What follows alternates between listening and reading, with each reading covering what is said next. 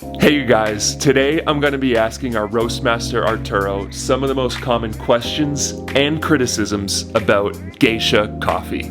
Geisha is one of the most rare and sought after coffees in the world, so I can't wait to hear what he says. So let's get into it. There's someone in this camera right here that has never had a sip of Geisha before. Why should they try it? Why should they try it? Because you deserve it. Coffee is about appreciation. Coffee is about loving where it's coming from. Coffee is about loving the people. And Geisha has been of a huge impact for this region, for Buquete, for Panama. Geisha is not good. No, Geisha is super good.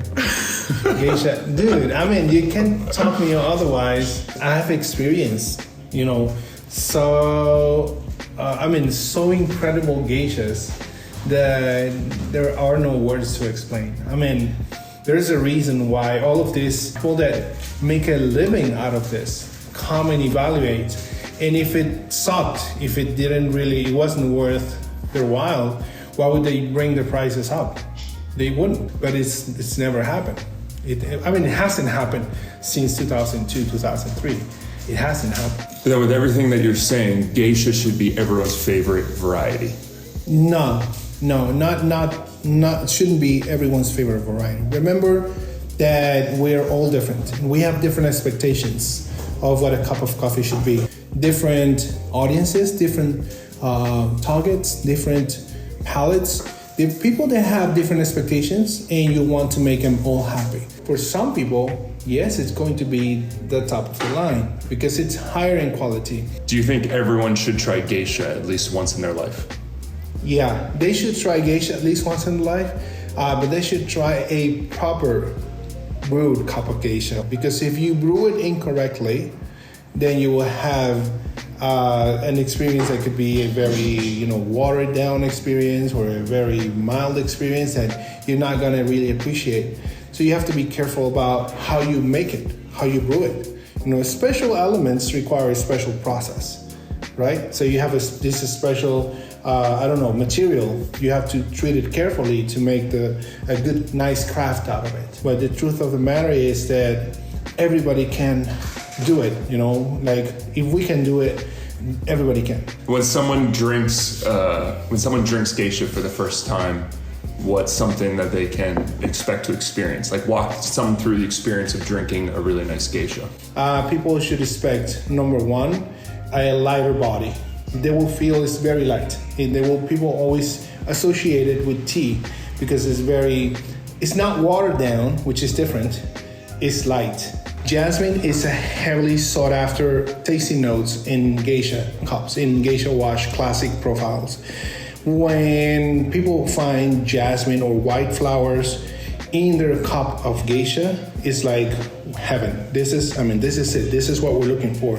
And then you have the citrus, which can be like lemongrass, and then also you have like Persian lemon and whatnot. So you have a combination of those elements. We're talking about an ideal sample of Geisha, not talking about every sample of Geisha you ever tried. So you have to be very careful about that because not all Geishas are the same. How do you recommend people brew Geisha at home? How do I recommend people brew Geisha at home? The easiest way to brew Geisha at home is probably do it in a French press. Trying with a 16:1 ratio to begin with. 16 parts of water to 1 part of coffee. So if you have 10 grams of coffee, use 160 milliliters of water and you will have a great cup. That is the easiest way. If Geisha is so good, why don't they just mass produce it? And so then the price can be cheaper.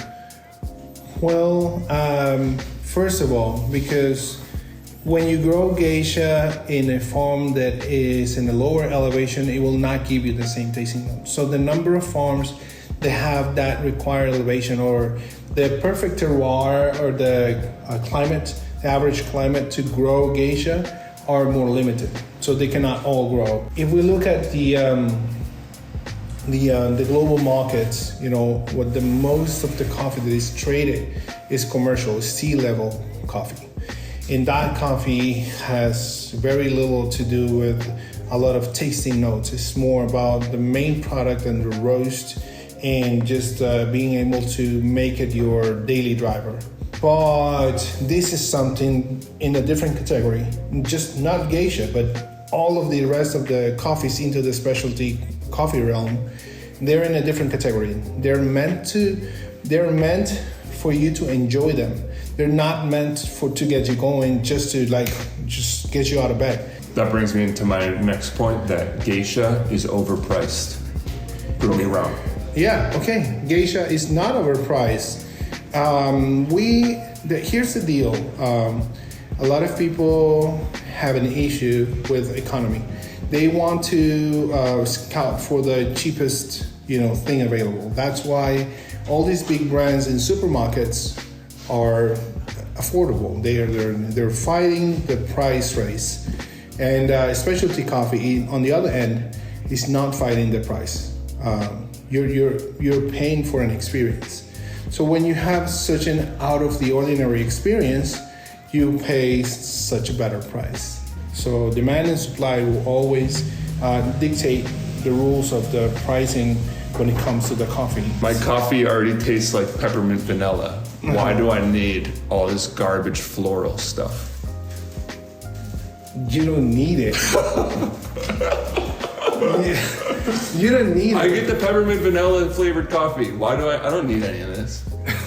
Well, you don't need it, but you can always have it. You don't need it. I don't need a newer truck, but I could use a newer truck. Right? Geisha's garbage, all right? It's not. All right. All right.